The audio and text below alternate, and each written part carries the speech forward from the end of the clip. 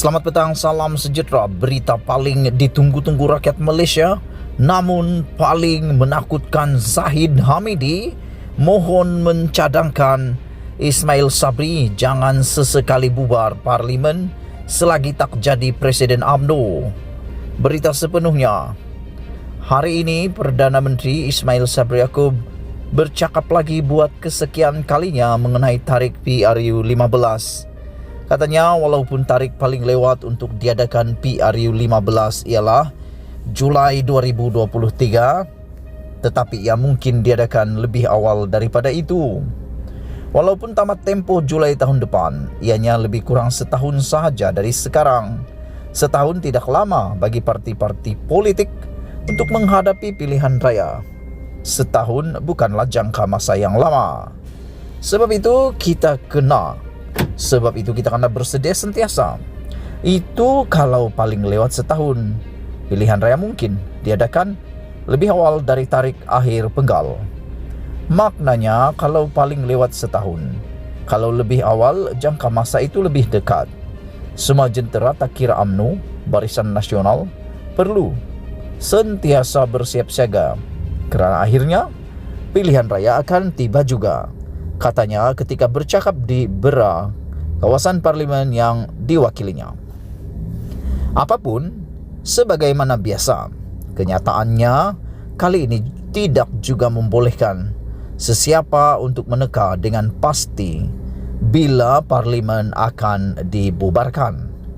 Segala-galanya jelas masih samar dan kekal dalam teka-teki, di mana hanya Perdana Menteri saja yang tahu bila masa yang sesuai untuk beliau menghadap agung bagi memohon pembubaran parlimen. Lalu, sebenar-benarnya bilakah masa yang paling sesuai untuk diadakan PRU 15? Sama ada awal atau lewat tahun ini atau tahun depan, tarikh yang paling sesuai dan sebenar-benarnya tepat untuk Ismail Sabri memohon pembubaran parlimen dan mengadakan PRU 15 ialah setelah beliau menjadi Presiden UMNO. Selagi tidak memegang jawatan Presiden UMNO dan jawatan itu dipegang oleh orang lain, PRU 15 sama sekali tidak sesuai diadakan kerana ia hanya mendatangkan lebih banyak masalah kepadanya. Jika PRU 15 diadakan dalam keadaan Ismail Sabri selaku Perdana Menteri tidak menjadi Presiden UMNO, beliau akan mula berdepan masalah sebelum pilihan raya itu diadakan, ketika kempen berjalan dan malah selepas keputusan diumumkan. Sebelum pilihan raya, masalah yang akan dihadapinya ialah berkaitan pemilihan calon-calon yang ditentukan oleh orang lain, sedangkan beliau adalah poster boy yang telah ditetapkan oleh parti. Bagaimana beliau sebagai poster boy mahu masuk ke medan pertempuran sedangkan anggota pasukannya ditentukan oleh orang lain?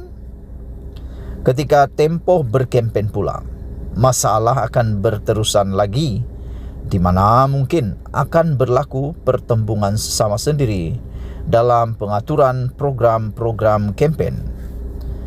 Program anjuran parti sudah tentu akan melebihkan Presiden UMNO dan Najib Razak selaku pengerusi lembaga penasihat BN. Sementara hanya program anjuran kerajaan akan memihak kepada Ismail Sabri. Paling kronik masalah yang muncul ialah selepas keputusan pilihan raya diumumkan. Kalau BN ditakdirkan menang, terjaminkah Ismail Sabri akan dinamakan sebagai Perdana Menteri? Walhal yang akan pergi menghadap agung untuk mempersembahkan nama calon Perdana Menteri ialah pengerusi Barisan Nasional merangkap Presiden UMNO. Jika BN kalah pula, siapa yang rela hati memikul tanggungjawab atas kekalahan itu? Presiden UMNO atau Perdana Menteri? Yang pasti, kalah atau menang, masalah tetap akan membuatkan Ismail Sabri tambah pening kepala. Masalah hanya lebih mudah diselesaikan jika Perdana Menteri dan Presiden UMNO adalah orang yang sama ketika menghadapi PRU15 nanti. Kalau saya boleh mencadangkan kepada Perdana Menteri, buatlah dengan apa cara sekalipun, tetapi jangan sesekali bubar Parlimen selagi beliau tidak jadi Presiden UMNO. Sabudin Husin, sekian isu hangat petang ini. Jangan lupa tinggalkan komen anda, tekan butang subscribe dan kita jumpa lagi.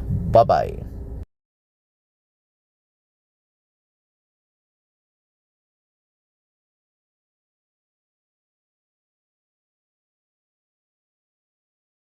Selamat pagi, salam sejahtera. Isu hangat pagi ini, Muhyiddin nafi terima RM1.3 juta dari UKSB. Berita sepenuhnya. Presiden Bersatu Muhyiddin Yassin menafikan menerima RM1.3 juta daripada Ultra Kirana Sdn Bhd semasa berkhidmat sebagai Menteri Dalam Negeri di bawah Kerajaan Pakatan Harapan.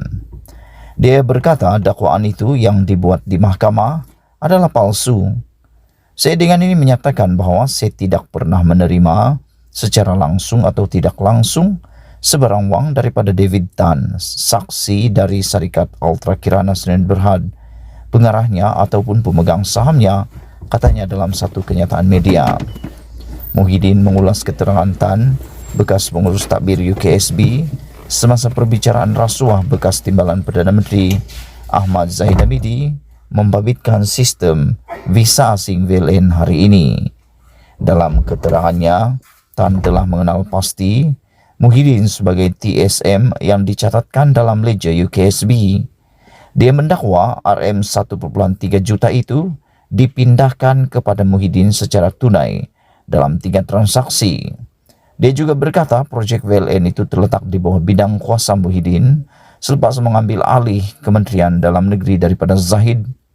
Muhyiddin mempertikaikan dakwaan itu dengan berkata pada Julai 2018 dia telah menjalani pembedahan kanser dan telah bercuti selama beberapa bulan.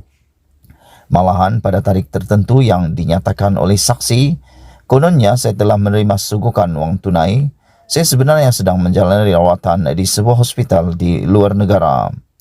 Adalah mustahil bagi saya menerima sebarang sugukan wang tunai daripada sesiapa dalam keadaan itu. Dakwaan tersebut ternyata tidak berasas, katanya. Dia juga berkata semasa sedang bercuti untuk pulih daripada kanser, Dr. Mahathir Mohamad adalah pemangku Menteri Dalam Negeri. Muhyiddin seterusnya berkata, dia tidak pernah dipersoalkan oleh pihak berkuasa berhubung dakwaan itu dan berharap ia akan dijelaskan oleh pihak pendakwaan dalam kes Zahid. Katanya dia bersedia untuk disiasat oleh SPRM berhubung perkara ini. Sekian isu hangat pagi ini, jangan lupa tinggalkan komen anda. Sila pertimbangkan, tekan butang subscribe, tekan butang subscribe, tekan butang subscribe dan kita jumpa lagi. Bye-bye.